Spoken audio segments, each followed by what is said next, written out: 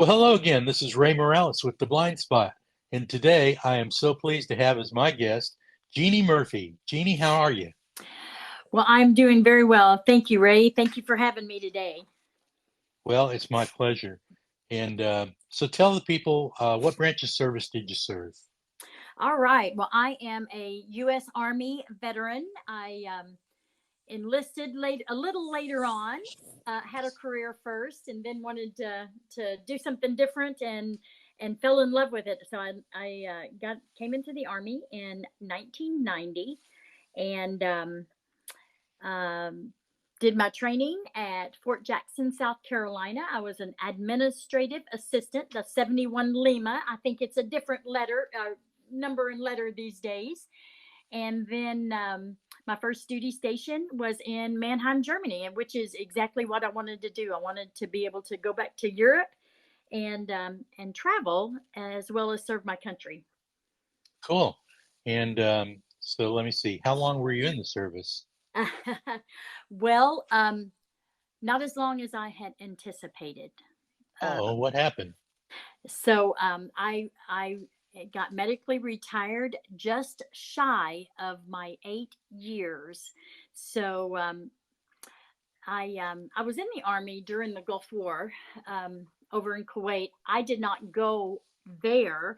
However, I was stationed, like I said, over in Europe, in Germany, and somehow, some way, while I was over there, probably during the Gulf War when I was guarding barges, more than likely, I somehow contracted a fungus. It's called histoplasmosis. And I didn't even know that I had contracted anything. I didn't know anything was wrong. And until 5 years from returning from Germany here at Fort Riley, Kansas, which was my next duty station. So it was pretty interesting. Again, I did not have vision loss, or did not think I did, and and then I went to renew my driver's license. I went to the DMV, and when you're renewing your driver's license, and it had been, oh, I don't know, 4 years. And you have to take that little eye exam on the counter of the DMV, Oh, which yeah, is, yeah. yeah, which is what I did. And as I looked into the little machine there, the right eye, I rattled off some letters, and the gentleman said, "Keep going." And I said, "Okay." I thought to myself, well, I don't see anything else. I said, "May I start over?" And he said, "Of course." And I went through the same set of letters, and that was all. It stopped after about five of these letters. And Uh-huh. and so he said, "Just go ahead and do it with the left eye." And the left eye was fine. I did not seem to. I went further on down the letter line, and I thought to myself, seriously, while I was standing there, I thought, was I supposed to see those same letters on the right side? Of course, but didn't think a lot about it. He said to me, "Lady, you can't see." And I thought he was joking, and I kind of laughed. I I really did. I thought, okay, well, maybe I'm just a little older, and maybe I need glasses. And he issued me a driver's license, which I thought was very odd after the fact when I went to the eye doctor, the Right. optometrist. He did issue a driver's license for me because of my left eye, and come to find out, when I had both eyes open, when I'm using both eyes, I did not know I had any vision impairment at all. Unfortunately for me, when I did go to the optometrist thinking I needed glasses, and this was probably um, about 3 weeks, I had just had a baby. So I was getting ready to go back to work off of maternity leave, and that's why I decided I would go ahead and get that driver's license appointment out of the way. And And just before that, in April of 1996, I had just reenlisted, and then in May of '96 is when I went to the doctor. He instead of bringing me some more tools to see if I needed glasses, he came out with a large book on his lap, and he told me that I either had one or two things, but he thought I had histoplasmosis, which is a fungus that's carried by birds or fowl, um, that I had somehow inhaled that, whether it was, again, guarding barges during Europe when we were.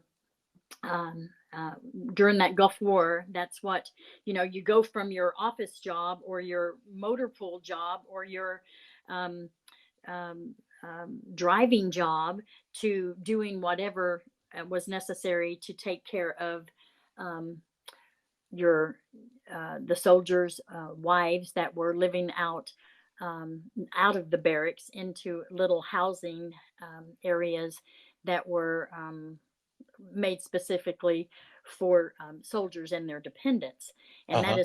that is what I did. I did that. I did several things, but um, uh, they locked down the.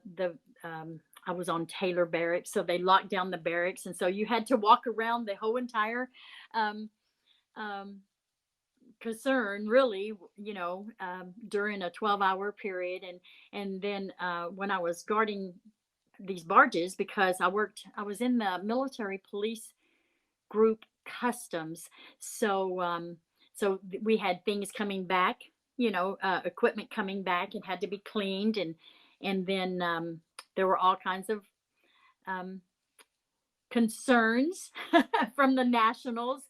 They would get out there and riot anyway, so we were stuck out there, and that's where they think this happened to me. No one has a pinpoint. um, the scars on my eyes were older than being brand new. So that's what happened. This fungus attacked my retina and left scarring. Therefore, I have no vision in my right eye. And of course, some vision in my left eye, but it is not good vision. But Uh-huh. anyway, so, and that, like I said, that was back in '96. Um, the Army took amazing care of me, especially not knowing what this was, and what caused me not to be able to see Hmm. 100%. And so that from that day at the doctor, at the optometrist, that day he said, you need to go to the hospital. They're here at Fort Riley, and you need to see the ophthalmologist. They're waiting on you. So he saw something that was um, very much hesitant for him to look at any further. So he sent me there. Um, the doctor did take a look. I think that was the first time I'd ever had my eyes dilated. I've never worn glasses before. I do wear glasses now, but I had never had any of those problems. Therefore, when I came in the Army, you have to do an eye test, and there was nothing, no indication of any poor vision at that time. Right. Hmm. So anyway, went to the ophthalmologist. That's when they dilated my eyes, and they put all kinds of things. And it was just it was kind of like a whirlwind. It's like, oh, what's wrong with my eyes? And all of this time, from the month before, or a few weeks before, going and finding out just to get my driver's license that this had happened with my eyes. It just didn't set in that it was a permanent damage. It was just, there's something here. We don't know what it is. We're going to take a look at it. Unfortunately, with all of the work, not that it was anything that the doctors did. I don't say that at all, but it was unfortunate that uh, putting the eye drops in, and really digging in to see what was going on, looking at the back of the eye and finding the scars, and I had no idea it was, this fungus became active. My body my immune system fought it off, and when it did, it left a little scar on my eye. It kind of like a I call it like an eraser. It kind of stopped it, and then it was fine. So, um, therefore, every time it became active, my body fought it off. I wasn't even aware of anything going on in my body in regards to that because I had no idea. Both using both eyes um, really kept me from knowing I had a vision impairment or that I was losing my vision at the time or getting the scars on my eyes. So, but by doing that, within 2 weeks, this fungus was active, and I could tell that I wasn't seeing correctly. I saw all kinds of distortions, and it got pretty scary. Yeah. Here again, they air evac me to Walter Reed, which, because they didn't, here at Fort Riley, they didn't know, they'd never seen anything quite like it. They sent me to Walter Reed. They did a surgery, which they went in and snipped. There was hemorrhaging behind my right eye uh, for whatever reason. And I was very ignorant, Ray. Let me tell you, I thought, if there's hemorrhaging behind, I know what those words mean. Why don't I Right. see? Why don't I see something wrong with me? Wrong with my eyes? They weren't red. They weren't inflamed. There was, Right. yeah. So again, I just did not know a lot about that. So I've learned a lot about my eyes through the years, though. But anyway, so they sent me there. They said you've got to go in, and they've got to go in and get behind that eye and pull that fluid out, which is what they did. They snipped my retina, and they cleaned all that up. And now, do you know, the retina is a very delicate organ in our bodies and in our eyes, and you cannot sew it, or you cannot seal it. I think of the boxers; they always have to wait and let it heal. Right. So they did put a gas bubble in there to kind of reattach it. And unfortunately, I had to stay at Walter Reed for almost 6 weeks before Oh, I could wow. fly back home. With that bubble being in there, if I would have gotten on a plane, it would work like a helium balloon. It would have burst at Oh, the high altitude. So anyway, um, by them going in and doing that, that brought my vision to 2200, which is legally blind. Um, right. so I was thinking, wow, I must have been really not able to see beforehand if I had that, because again, the distortions came from the fluids, and again, I didn't know all of those things were in there. So um, to make this a little bit shorter, I got back and was able to see the eye doctor here, the ophthalmologist here again, um, here at Fort Riley. Of course, I had to come see him, and he would check to make sure things were well. And then he noticed that the fungus had gotten into the left eye Oh, no. more rapidly. Using that, having that stress is what they said the stress levels could really. Yeah, I said, how did this happen, other than having it and getting it and taking it into my body? What makes it go up and down like that? And it's stress, or um, different just kind of things. If you have health issues, I was very healthy. I still am, and I'm very thankful for that. Um, that I am healthy, but I thought, oh my goodness, so you try to not be, try not to stress out or whatever that means, Right. Right. but here I am in the Army. I had a great job. I worked for the Division Command Sergeant Major here at Fort Riley, and that could be a stressful job if, we had the Sergeant Major of the Army come in, just those kind of things that would make I didn't think about at the time, but that would make you feel that stress. So then you were just trying to, you just try to think, okay, let's not get too excited about whatever's, Right. Right. But unfortunately, I got back at the beginning of August, And by November, they had sent me back to Walter Reed to look at my left eye because it started to get more scarring on it, and which was a which wasn't a bad thing, believe it or not. um, while I was there, they looked at it, and there was no hemorrhaging or anything. That they did send me over to Johns Hopkins um, there. And so I thought that was pretty cool that I got to go over there and they got to look at my eyes. They knew exactly what that was, and they had encounters with that before, and they knew that the best place for me to go was Barnes Retina Eye Institute in St. Louis. Um, an amazing, amazing facility there. So after that being said, I got back home. This is again in the winter. I ended up going um, to Barnes in the spring. It was in March, and they did the very same surgery, uh, much less. I mean, they knew exactly what to do, and that did save quite a bit of vision at the time in my left eye. Still legal. I think I started off at, I don't know, like 2040, and then I am legally blind in my left eye as well. I'm more than 2200, but which is legal blindness, as most of your listeners know, I'm sure.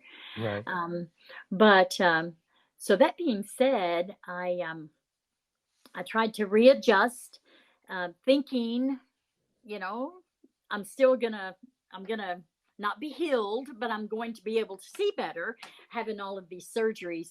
Not always the case, as most of us know, with blindness, whatever it was, whatever they compare it with. They tried to, they compared mine. The first eye visit was, it looks like macular degeneration, and they said my eyes were not that old. There's no way it could be that because, again, I was in my early 30s. Hmm. I just gave my age away. Sorry, listener. But anyway, so I tried to adjust. Here I am, my boss, who we had a great relationship, and you know how it is when you're in any job, any of whatever it is you do. If you have a great relationship with your boss, or you take care, in my case it was a secretary, I took care of him, he took care of all the sergeants majors on post here at Fort Riley. And so he said, "When are you coming back to the office?" And I said, "Sergeant Major, I can't even read the name tapes of the soldiers that are coming in to see you. I don't think I can, not yet, anyway." And unfortunately, I never went back to work there. They did put me on a medical hold for a while. Never put a visually impaired person in a position in a copier room where you have to make medical records copied. I said, I can't even see what I'm doing. So I thought that was pretty funny. But so I did that for just a few months, and then I they still were trying to see how they could take care of me before looking at releasing me for medical retirement, because I am service connected. And so I commend the Army. They did keep me a couple of years, so it was 2 years after I found out that I had ocular histoplasmosis. It does affect the lungs. I don't have it in my lungs, which is very fortunate because it can be fatal to chicken farmers in the Midwest. They're in Missouri, and I think that's why Barnes Retina Institute knew so much about it. Right. So I ended up retiring, like I said, just about 2 weeks, not even not even 2 weeks. I think it was April 14th of 1998, and had no idea what I was going to do. I couldn't drive. Um, Right. had a newborn baby, almost 2-year old baby, and So what did you do? yeah. Well, I I'm pretty energetic, but I didn't know what to do. I really didn't. And I don't know, I don't want to say I was depressed, but you certainly feel that way when when you think, what am I, Yeah. good for? What, yeah, Right. what am I You good have for? no purpose anymore.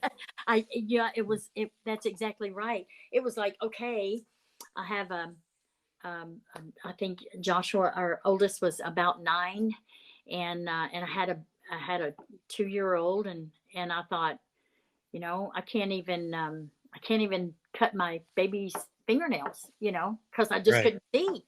And how does that make you feel? Useless is a good word. It's not a good word, but it's a word that I did use. I'm like, what can I do? And I love to cook, and I still do. But I didn't think I could, because you have to see to do that. You have Right. to you have to be able to see to drive. You have to be able to see to help your um, you know third grader, fourth grader With their homework. with their homework. Right. You have to be able to see, right? Well, not always. We can see differently, and again, for a little bit, I just didn't know what to do. I did not even know about the BRCs, which are blind rehab centers. Uh-huh. Um, I just knew that I had to go to the eye doctor like every 2 months. They wanted to keep an eye on it, which is good. I'm glad that they did. They didn't want it to sneak up again and me not know it, because that's exactly what happened. So for about a year, I was just I just didn't know. I felt like all I could do was sit at home and um, um, go to the eye doctors every 2 months. So how did you go to your first BRC? How did that come about? Well, that's a great question. So as I so before I went to from my first BRC, I had a ophthalmologist at the Topeka VA Hmm. that this was, oh my, several, so it was 10 years before I went, from the time that I was told what I had, not when I retired, but it was 10 years before I went to the BRC the very first time. However, I was offered a couple of times, but I wasn't able to go the first time. So in the latter part of the 90s, 99, I believe, right into 2000, again, I'm learning to do things. I had my son who had, I have several children, but our oldest son is the only child of ours that has known me to drive, and knew me before I lost that vision.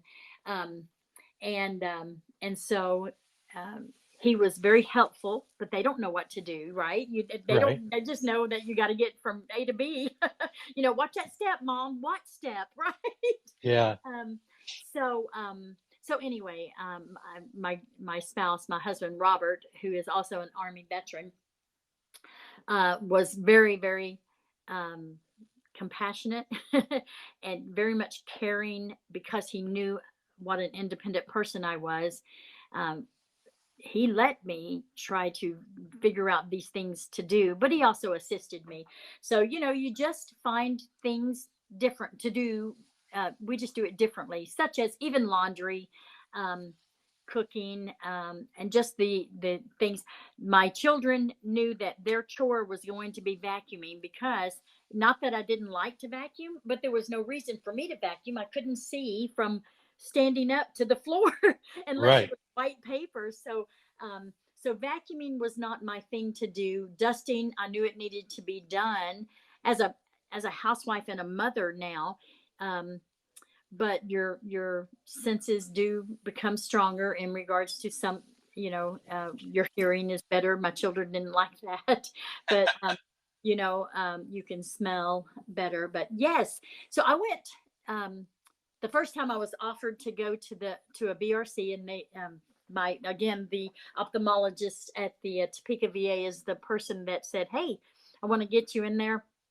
I didn't know about VIST groups, visual impaired service teams yet, Right. but he introduced me to that as well. And so the first time I said, okay, I want to go. Yeah.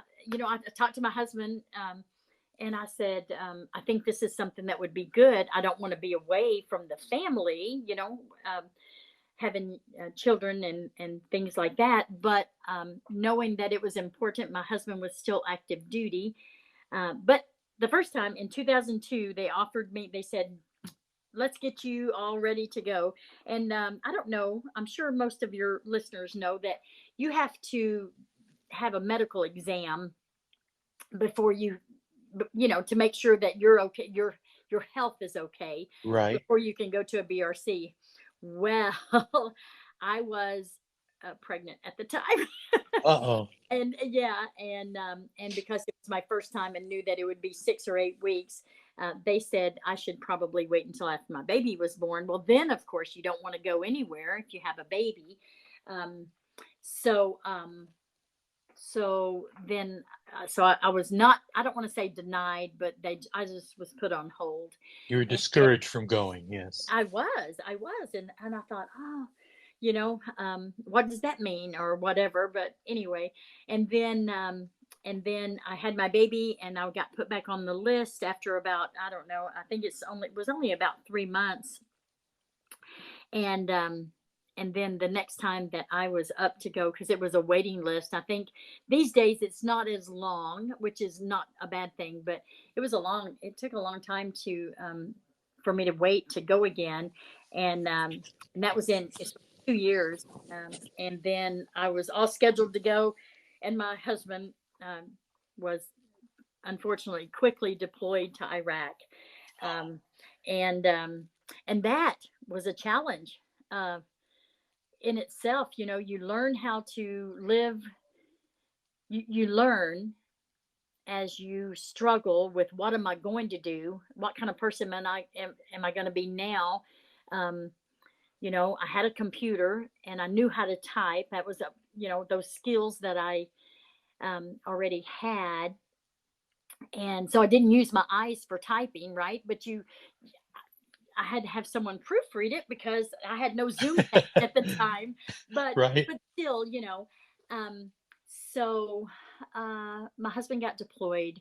There was no way I could leave. Our oldest son was 16, was turning 16 that year. The summer, my husband was gone for the entire summer, missed every birthday but one of our kiddos, to include mine. But that's okay. That's what happens. Yeah. And I say that because, remember, I haven't driven since Walter Reed days. Right. um, so here I've got birthdays, and I had a great um, community of support from my church.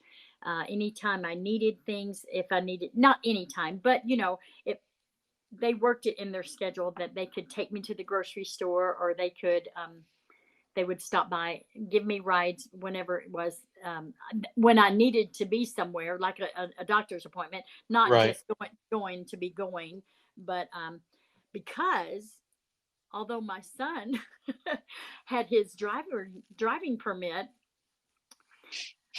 he couldn't drive me, because with a driving permit, you have to have a licensed driver. So these are the Right. obstacles that I'm sure um, everyone has faced. But as a mother, again, you're feeling like, oh, if I only had my driver's license, you could drive me.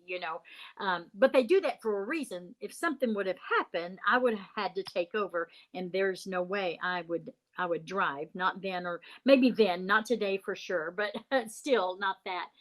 And again, I had a teenager, and then I had a 5'3" and a little girl turning 2 when Robert got deployed. So that was a challenging summer as well. Um, I walked a lot, and but I didn't stay in that state of mind where I can't do anything, because when you have a family, whether you're a mom or a dad, a brother or a sister, your family, you always want to take care of your family. And so, again, I just learned how to cook differently. I Going to the BRC though was an eye-opening experience, all pun intended, because it really was. Oh You know, yeah. yeah. Um, and great tips on how to do your laundry, um, cook, um, just learning how to do the same things, some of the same things, most of the same things, just with a different way of doing it. And forever grateful to the BRCs and to the ophthalmologist um, at the VA who really said you will make a difference there. Again, I was still very young. I was one of the youngest patients at BRC um, that that came in, and so finding that purpose of helping others and learning to live with any challenge has been just an amazing feat in my life. So, what would you say to someone who's just been diagnosed with something similar to what you had? Sure, that's a great question. Thank you.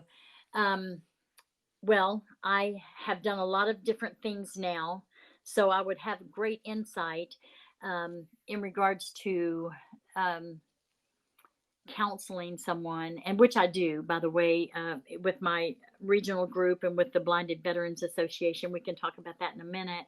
But just to tell someone that, what you're feeling is not who you are.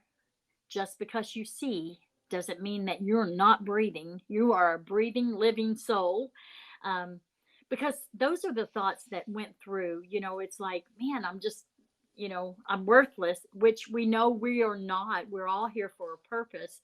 But when I meet new blinded veterans, I without getting into, oh, what's wrong with you or how this happened, we you really want to know where their struggles lie. you know Mm-hmm. um Yep. it's like, what do you do to keep busy? I love to scrapbook, and I didn't think I would ever be able to scrapbook after losing my vision. I just stopped. It was like, okay, those pictures can just go in a photo album and not in a pretty decorative, creative kind of way. And that's a wrong way of thinking, but you can't help but to think that if your mind and your physical condition doesn't believe you can do something different. And that is so far from the truth of what the matter is. You can just about do anything. You just um have to do it a different way. and you do. We just, I had a gentleman, I in a networking group. I made a comment. He was like, Jeannie, you're so funny. And I said, I know it. And I said, I can see, but I really can't see. It's really complicated. And he said, what do you mean by that? And I said, I can see exactly what you see, but I just see it differently. If I look at you and you look like you have something behind your head, you really don't. But if I see that, my mind says, you're not seeing straight, so you don't know. But I said, I look and I can see just like you can see, but I see things differently. And I have different ways of using the vision that I have left. I told this gentleman, I said, I use a cane, and that helps me see. It helps me see not to run into the wall. They people sometimes don't understand it when I say that. My cane helps me see not to run into the wall, not to hit a doorknob. I have no depth perception, so I do get Right. bruises on the arm or whatever. But to tell people, we really we see things just differently, therefore we have to do things differently. um, it's so funny. My daughter, who has never known me to see at all, she's an EMT, and she wanted to show me her station. She's been there for almost a year now. And she was like, oh, Mom, I'm so sorry. I don't know how many steps are down there. And I laughed because I can tell you how many steps it is to my basement. And if they're straight steps, carpeted steps are not good for me, but I still go up and down them. I go to a football game. I'm a big Kansas State Wildcat fan here in the little apple of Manhattan, Kansas. I learned how to walk up and down steps through the BRCs.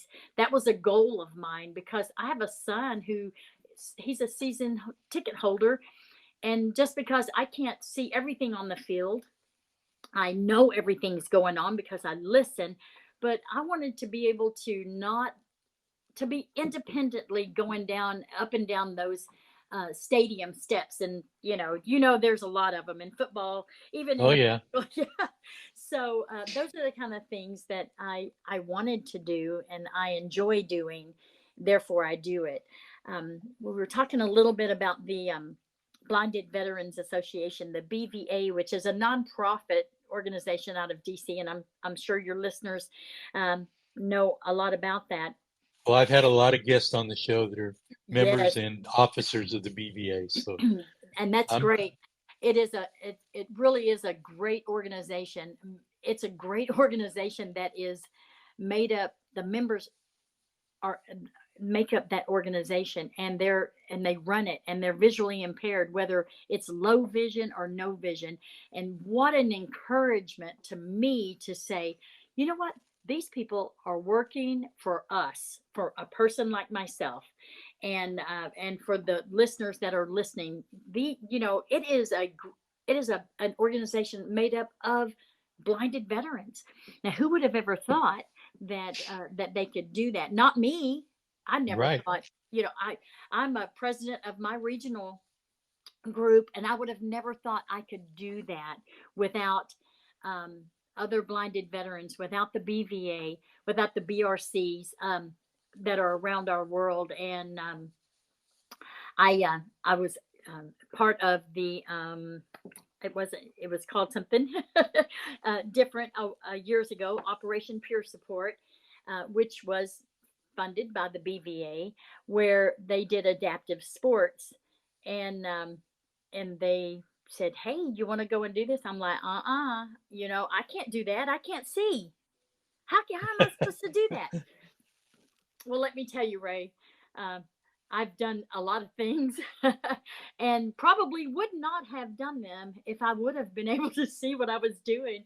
I learned how to kayak without my vision, and that's important. You think that's kind of, you can go out and kayak. Well, if you can't see what is coming at you or how far away it is, um, I did not want to do those things.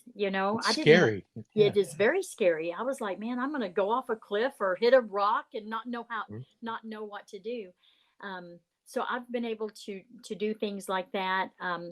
Kayaking, canoeing, hiking, rock climbing, and that was a challenge because you have to see the notches of the rocks that you're to hold on to next. And so, but learning how to do and having that self confidence of things that you can do, um, but we just do them differently. I've been a part of the of a all female team that was able to go down to Georgia and hike the northern part of the Appalachian Trail, which Awesome. ended, yeah, which ended of rappelling down the Army Ranger wall. And I know I would have never done that if I'd have known how far down it was.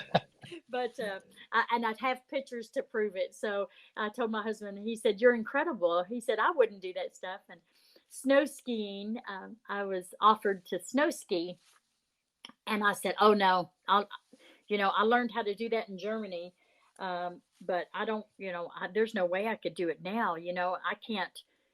I would rather just sit down on my bum and just go all the way. Why yeah. bother? Because I'm gonna fall down there." And that's not the way we should look at it, but that's the way we do when we are visually impaired, trying to get out of that comfort zone. That when you finally learn how to live being somewhat sightless, um, and I say that because I still, I have some vision, but my vision is not good. I don't have any good vision anymore. I can see about 2 feet in front of me. Um, and people get mad at me if they wave at me and I don't wave back. I said, well, yeah, I didn't hear you wave. So Exactly. they have to speak. You know exactly I where I'm do. coming from on that. Um, but when I learned I relearned snow skiing after 20 years. It's probably more like 25 or 20. I'll just say 20 years of not skiing, and to turn around and to say, hey, I did that. I fell on the bunny hill. Uh-huh. But I got back up, and that's what we all need to do in life, whether we have vision, or whether it's a vision impairment or a disability of whatever it is, whether you're an amputee. I've seen so many of it. Just this last summer, um, there was an opportunity for me to do a day at the lake for adaptive sports. It was more than just visually impaired people. They had all kinds of disabilities, and I got up and skied, jet skied, not jet skied, just ski, Water skied. water ski, yeah. And I didn't think I would ever do that, but it was so, and I fell, and it was fun. Yeah. um, for people to really put their efforts into, um, those of us that do have a disability, again, blindness for me, and to take that time and walk you through it. Don't ever give up, not knowing that you can't do something, because you won't do it. Not you can't, you just won't do it until you try. So you got to try for sure. So I've I would tell that to anyone. Matter of fact, I meet the new, if I meet new veterans that have lost their vision, I say, hey, did you know, I went and snow skied. And I said, that was pretty strange. And it's like, what? I said, yeah, you can do these things. You just do them differently. And one of the things I love about the BRCs is that, uh, pre-COVID for sure. I think they're getting back to doing a little of those things, but showing you how to do that. I learned archery, and I can't see down the range to shoot the bullseye, or to even shoot the target for me. Um, but you can do those things differently. You just have to be trained. You have to have an open mind, and uh, and really, you're not alone. We all know that, right? Right. So, yeah. Yeah, I interviewed a lady called Janice Walk, and she is a champion archer, and she's been blind since she was a little child. Oh, wow. Yeah, and I mean she's won gold medals, and she's traveled the world doing this with her husband. He helps her, and Sure. but he sights her in. She does all the hard work. All he does is tell her left, right, up, down, and then Sure. once she's sighted in, they have a little thing that she marks it, so she gets the same spot every time. Oh, And nice. yeah, so I mean it can be done. It can be. And for your listeners, I would just say, don't ever give up. Don't think that you can't do those things. Just because you're visually impaired doesn't mean that you can't hear, because people like to kind of shout at people that don't see very well. I don't understand it. That I've had it happen to me more than once. My husband gets very, very irritated if we go out to a restaurant and the waiter or waitress looks at my husband and says, what would she like to drink? Uh-huh. Yeah. He says, I don't know. Why don't you ask her? And that helps. He doesn't mean to offend, He's but just isn't trying to that make them what you aware. That's Yes, all. absolutely. So when I do that, I usually put my cane there. I tell them I'm visually impaired. Please do not come on my right side. I might hit you. Not meaning to, not meaning to. I talk with my hands. Um, Right. but so if I'm, as visually impaired individuals, we like to be conscious of our surroundings, whether it be a waitress coming up on a site or not.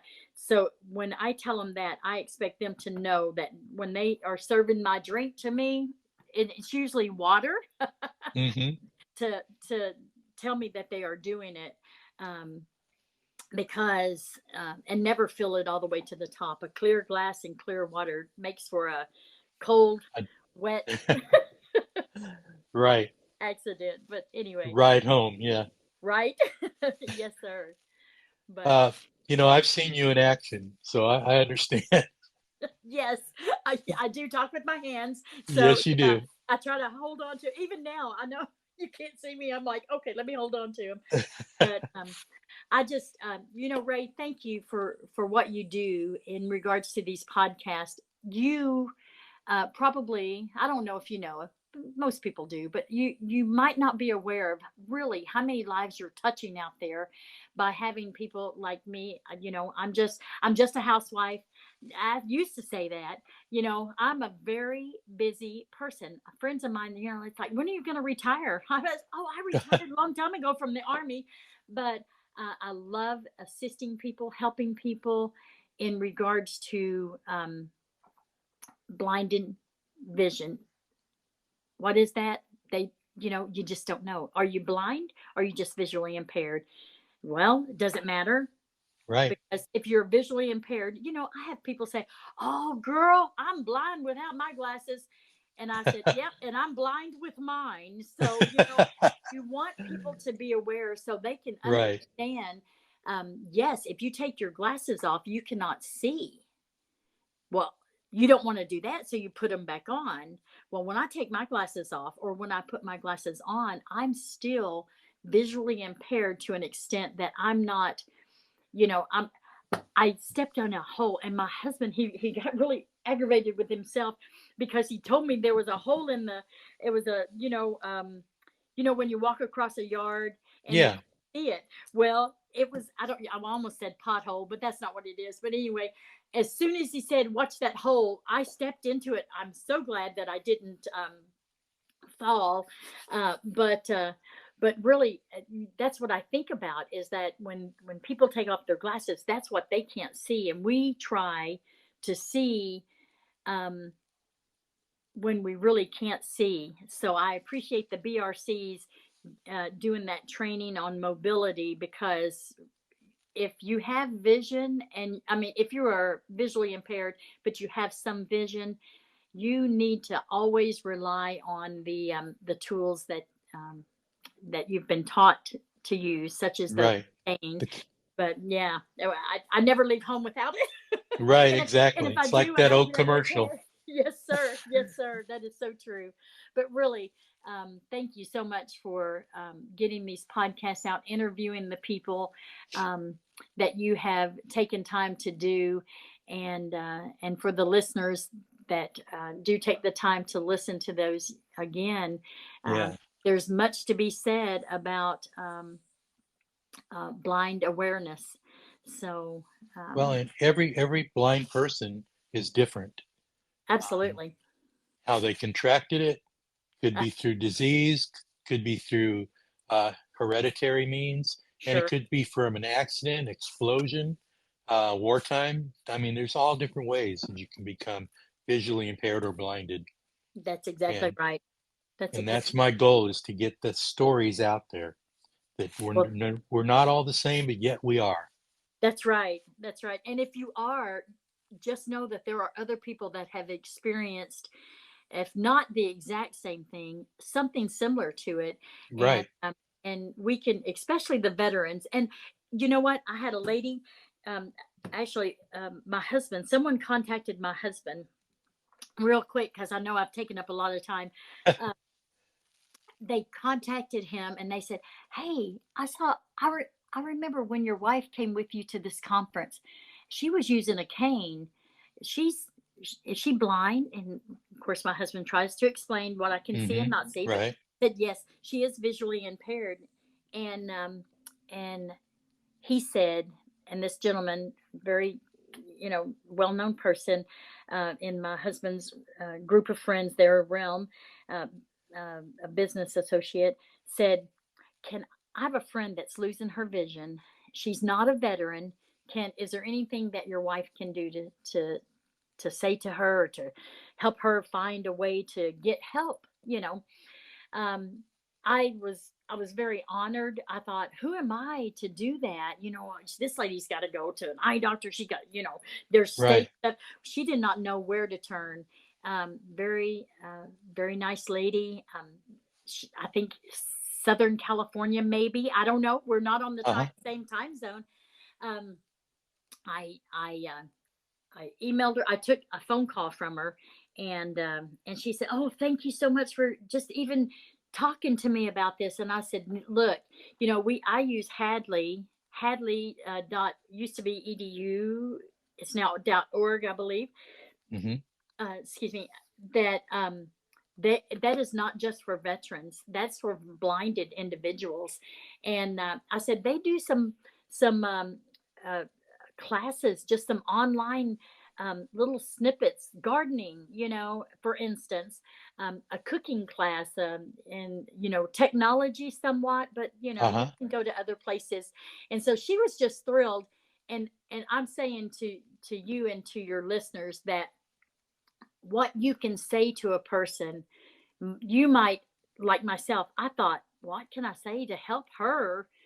It's not enough. And it was just an open door for her, because unfortunately she has continued to um, decrease in her vision. Right. She had a surgery or two, and I do keep in contact with her. I try to call her, or at least email her once a month, because I don't want to just give her that information and say, "Hey, good luck, go find." Right. So Here's the door. yeah, So, right, right. I've given you this one piece of information, but I try to check on her, and just to let her know that she's not alone, and we're all here to help. So right. Right. yeah, if you know a blinded veteran or a blinded individual, um, you know, tell them. Uh, I like to convince them that you can do things that you never thought you could. I did. I never thought I would ever be able to do some of the things I've done. So I'm very thankful. Right. Me too. And I Yeah. tell you, I get inspiration from other veterans, Yes. uh, especially one guy that we both know. Yes, sir. And um, yeah. Who I has get no choked sight up at every all. time I talk about him. Me He's an too. amazing gentleman Yes. and Yes. very humble.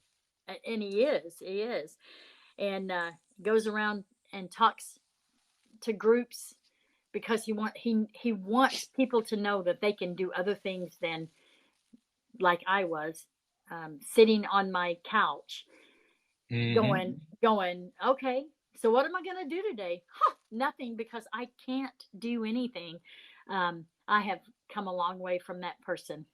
Yeah, me I'm too. glad to say it. I mean, I'm not at anywhere on Lonnie's level by no Right. means. No. However, um, I would have never, the blind spot would have never been born had it not been for veterans telling me their stories. Yeah. That's, So I appreciate that. I Kudos. thank I thank all you veterans out there who have given me inspiration.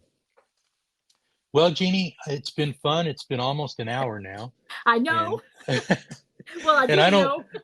Well, I don't even think I've asked you half the things I wanted to ask, Oh, I'm sorry. but well, it's okay. We can do a part two sometime. Well, thank you so much, Ray, I'm for having. always looking for veterans to interview. If you know anybody, please send them my way, Yes, male yes. or female. Well, I'm super excited about some of the other things that you're dipping your um, hands into, and Right. I'm excited to see it grow. Thank you, Ray, Me. so much. Um, I wish I could. I'm patting you on the back. I'm patting you on the back and shaking your hand for the things that you do to encourage others. Again, just like you said, the blind spot would have never been created if it wouldn't have been for you reaching out and you being encouraged by others. And so I hope it's been an encouragement, and I hope I didn't ramble too much. I appreciate No, your. you were fine. I enjoyed every minute of it. And folks, I tell you, if you like this interview, please leave a review and also share it with others. And I appreciate you listening to us. And you can find us here every week at The Blind Spot by Ray Morales, either on Spotify or Google or Apple Podcasts. I appreciate you and I love each and every one of you. Jeannie, thank you again. Thank you, sir. Take care.